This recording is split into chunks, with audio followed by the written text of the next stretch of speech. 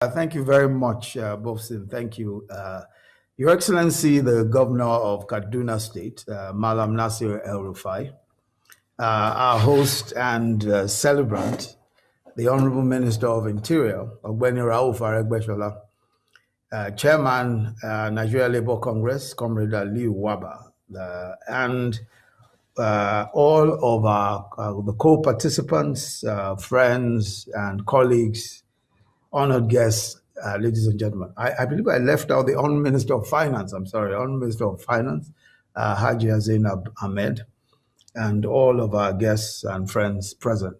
I'm pleased to be here for three reasons. The first is that it's an event to celebrate the birthday of my dear brother and friend, co-traveler and co-participant in the journey of developing Africa's largest economy and what he likes to refer to as the greatest hope of the Black race, Nigeria. The second is that this colloquium keeps up an important tradition of our political persuasion, which we refer to loosely as a progressive tendency. By using the opportunity of birthdays and other special anniversaries of our leaders to engage in public conversations on matters of development and matters of public interest. The third is the importance of the subject of the colloquium, which is government and big development, which I believe calls for some interrogation of the role of government in the major aspects of the economy and development. Or the answer for us to the question where we should be between pro-state and pro-market ideologies. And really, you know, although some of these arguments might appear to be dated, it appears that almost always, just in trying to find our place in the spectrum, we have to somewhat redefine our position and find, you know, where we are exactly. The collapse of socialism in the early 90s initially led to some triumphalism on the part of free market ideologues and exponentially advancing the notion that markets were the ultimate tool for the economic success of nations. So structural adjustment, and many of us will remember the structural adjustment programs introduced in many developing countries, especially in Africa, at the core of which was cutting back on government expenditure, became the cornerstone of what was then described as the Washington Consensus on the desired macroeconomic framework that would create a truly global economy fueled by market forces. But rather than grow the economies of the poor and indebted countries to which the SAPs were applied, poverty grew and development was stultified. And with the spectacular failure of the SAPs, the World Bank, formally abandoned structural adjustment and replaced it with what they described then as the Comprehensive Development Framework. As a matter of fact, on one occasion, the managing director of the IMF at that time, Michael Kamadesos, declared that henceforth the fund would put poverty reduction at the center of its programs. This new paradigm, beg your pardon, involved increased and more effective fiscal expenditures for poverty reduction with better targeting of budgetary resources, especially on social priorities in basic education and health. I've taken us on this short history of the tensions between the dominant political economies, because the choices we in developing countries are called upon to make today require us to make more or less the same judgments, especially the need to prioritize human capital development and poverty reduction. Ogbeni Rauf Aregbesola, as many of us who are his friends know, is a repentant socialist, or perhaps I say a repentant Marxist. And I want to repeat repentant, not unrepentant. Repentant because in many ways he has repented from some of his very, very strongly held Marxist views. But I think that he stands out. I mean, I think he as an individual stands out as a reason why one should at least have some socialist blood in them, while recognizing the fundamental role of markets and the public sector. Osun State, which Ogbeni governed for 8 years, received the lowest, I think the lowest but one or so, in federal allocations, but was for those years the state with the lowest poverty rate. The incidence of poverty for the state of Osun was, I think, 10.9% in 2017, as against 37.5% in 2010. A sharp drop in the incidence of poverty between the period 2010 and 2018. As of early 2020, the incidence of poverty has fallen further to 8.2%. But why would a state with one of the least revenues record the lowest levels of poverty? I think, to a large extent, it is arguable that the social intervention policies which he initiated then and implemented were largely responsible. The state launched several job creation efforts. Osun State Youth Empowerment Program, which hired about 20,000 young people. There was also the school feeding program, the precursor of the National School Feeding Program, which served 155,000 children at inception and almost 250,000 in all of the over 1,300 public elementary schools in the state at the time. 7,000 jobs were directly created, and there were about, I think, almost 3,700 cooks, and most of them, or perhaps all of them, were women. The program led to an increase of 60% in primary school enrollment, and of course, all meals were served, from the home. Because it's a homegrown school feeding program, the farms and other farms and other suppliers of food items, of course, benefited immensely from the supplies that were made to that program. Some of these programs, as I said, were precursors to the investment programs of the Buhari administration.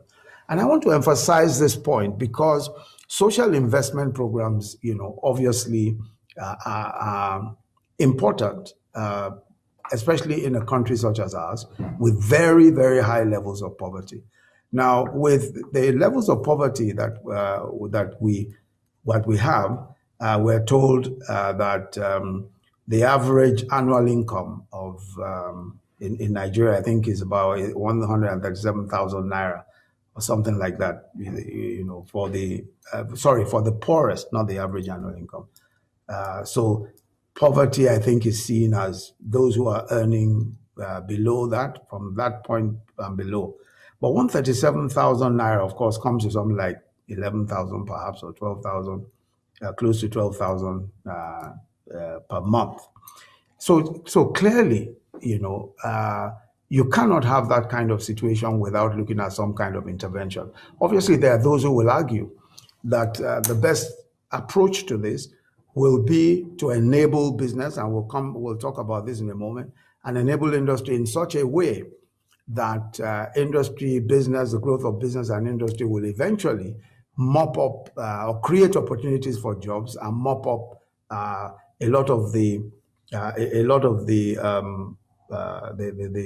those who have no opportunities, those who have no jobs, and provide means of income.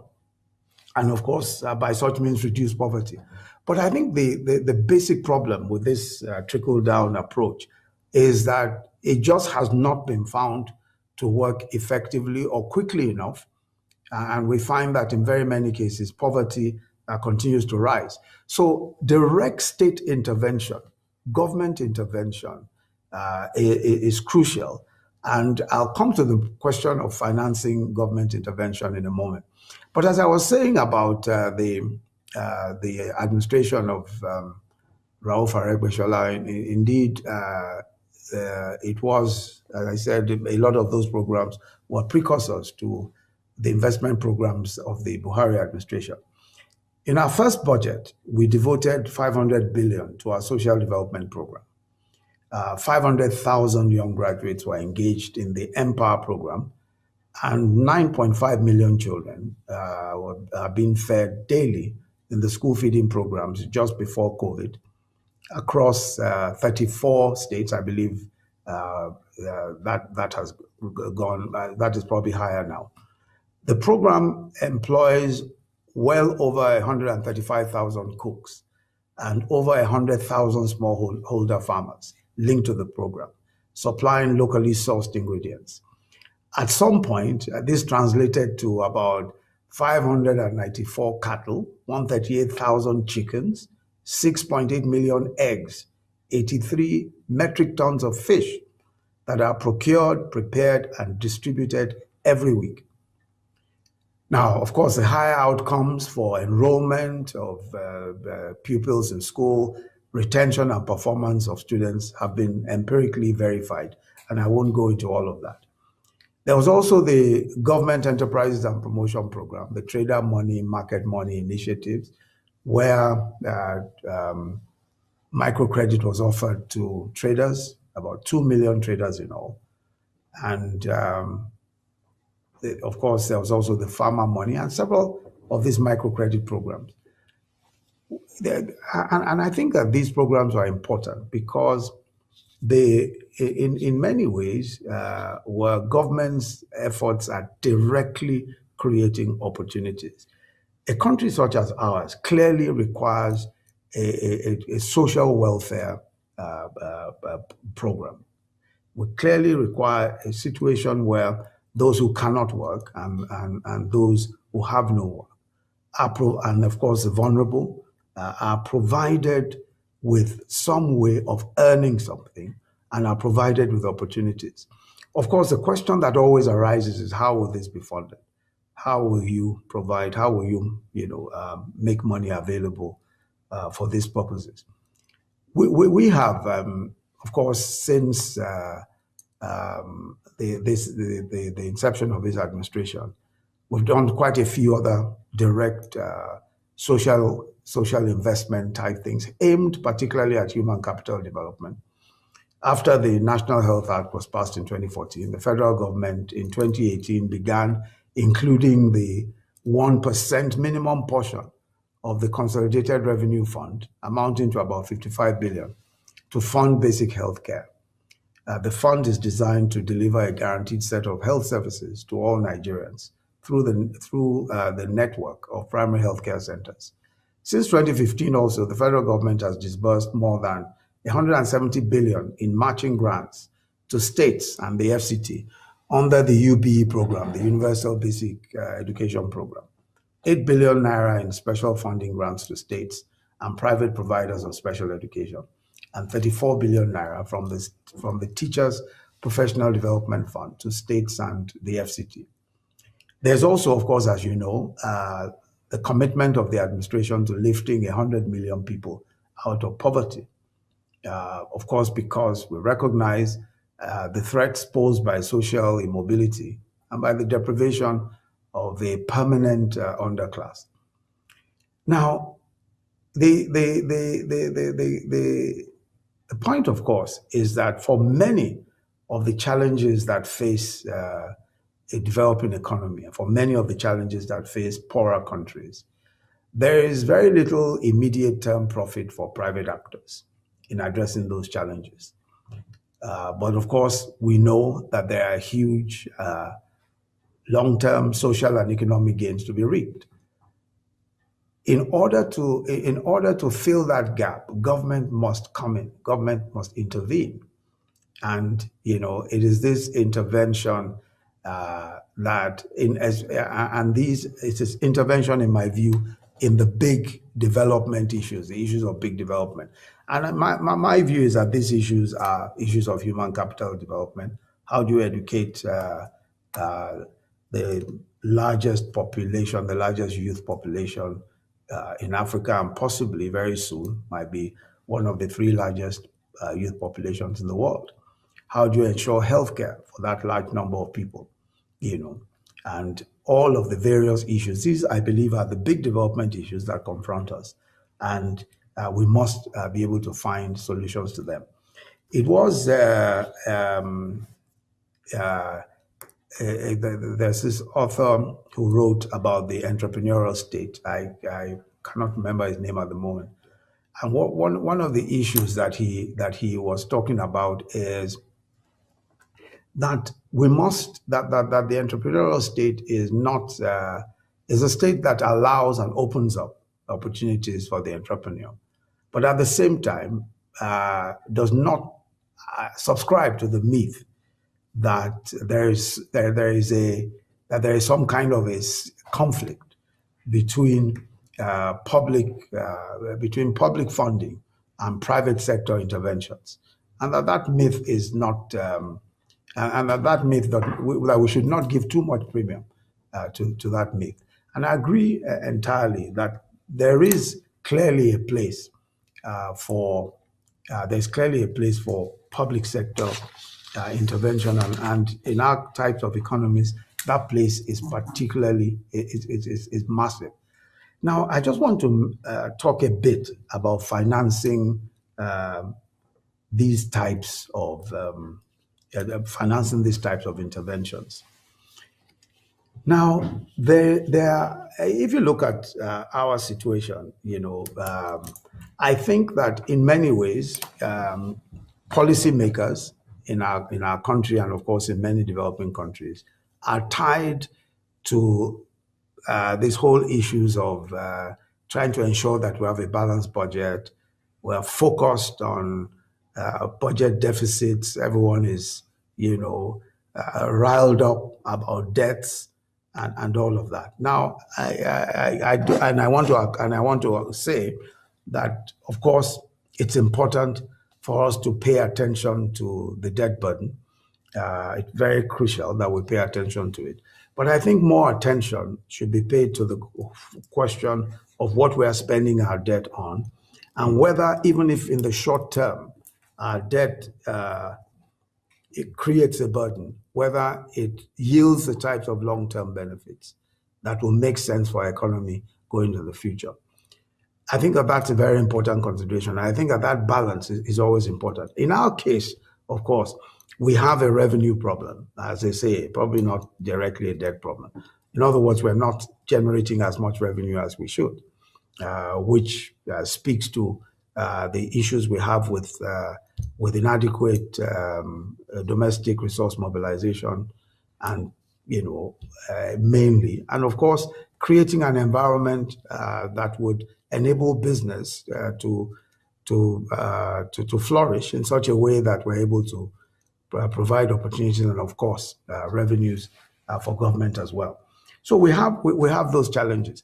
But one of the things that I would like to say is that we must keep our focus on the people. We must keep our focus on how to ensure that we're able to provide as much opportunities as possible for the people. Now, that's two things. The first is in the direct interventions that we're talking about. And I want to say, and I agree with that, there's also, I'm sure that some of us have come across the book by Stephanie Kelton, where she was talking of the deficit myth, where for an issue of currency such as ourselves, we mustn't always reason as if we're a family or an individual. So the individual, for example, is, of course, anxious to ensure that they spend only what they earn. In the case, of course, of nations, we must go beyond spending what we earn, inevitably, which, of course, is what results in deficits. Of course, we're different from a currency issuer such as the United States of America, which issues dollars. I mean, it's a totally different set of circumstances. But I think that the use of ways and means for providing social welfare, the use of ways and means for providing succor, is something that we ought to do intentionally, but we ought to do with proper modeling. Of course, we should model how will this impact inflation? How would it impact, the other indices of growth and all of that, the other macroeconomic indices rather? How would it impact those things? But I think it's important for us to recognize that we cannot be embarrassed about the use of ways and means, especially for major government social welfare programs. I don't think we should be. I, for example, believe that we should be doing something in the order of about 1 million direct jobs now, and paying for those direct jobs as we paid for the Empower program. We should, and we should make the provisions for doing so, because we have an emergency, and we should be able to make those provisions. But secondly, we must also open up the place for business. At the moment, business is stultified because the environment simply is not optimal for doing business. And I think that we must create that optimal environment. A lot of our agencies, customs, NAFDAC, and a lot of these agencies see their roles as the roles of police, as policemen or women, and also as persons who are charged with revenue generation, as opposed to trade facilitation or business facilitation. And I think it's important for these agencies to get the right orientation, which is part of the work we're doing at the PEBEC with the Presidential Enabling Business Council. I think, I believe that opening up the space for business, further reducing taxes, so that businesses can access, so that businesses, more investments can come in. Fixing our foreign exchange problems. One of the major problems today is really the fact that with the kinds of exchange rate arbitrage that is possible, this kind of exchange rate differentials, it's difficult for people, for dollars to come into the country. It's difficult, of course, for investments to come into the country. Who would bring in their money at an exchange rate, at an official exchange rate, which is about 60, 70 naira away from what market, or if you like, the parallel market is saying. So we need to fix the exchange rate situation in order to be able to attract investments. And of course, as I said, fixing the business environment itself. Because ultimately, the drivers of this economy will be the entrepreneurial abilities of the Nigerian people, where we must release that. People want to work, they want to invest, but the environment has to be right for doing so. So I think I'll just end my comments there. I'm meant to speak for only 10 minutes. I think I've exceeded that by a bit.